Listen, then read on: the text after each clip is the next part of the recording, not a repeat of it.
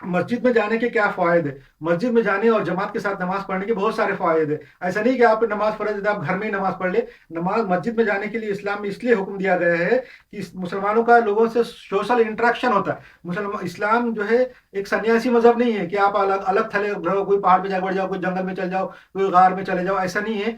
इस्लाम तो ऐसा मज़हब है कि जो सब लोग जो इस्लाम मुस्लिम कम्युनिटी है उसके साथ इंटरेक्शन हो, मिले जुले रहे और एक दूसरे के ताल्लुकात रहे। मस्जिद में जाने के बाद आपको हालात का पता चलता कि इनके साथ क्या हो रहा है, पड़ा पड़ोसी की क्या हालात है, उनकी गुजर औकात कैसे हो रही है, उनकी आमदनी क्या है, वो क्या कमा रहे, क्या मौका है, उन पे क्या मुसीबत है, क्या फायदा है, उनके पास की शादी है, फंक्शन है, क्या उनका क्या तरक्की हुई, हर चीज मस्जिद में जाने के बाद पता चलती है और एक दूसरे के साथ इंटरेक्शन होता है, एक दूसरे की ताउन करने का, एक दूसरे से कॉपरेट करने का मौका मिलता।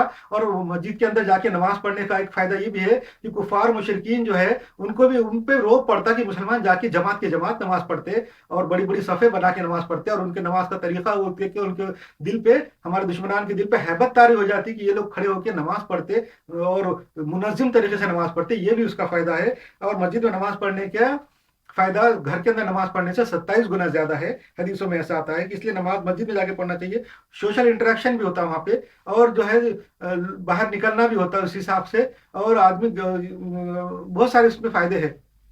और मस्जिद के अंदर हम देखते हैं कि उलमा आजकल जो है, हम लोग उलमा को रखा हुआ है नमाज पढ़ाने के लिए, उनकी भी ताउन और उनका भी इयानत हो जाती कि उस बहाने से उनका भी घर और खानदान चलता। ये भी आज के जमाने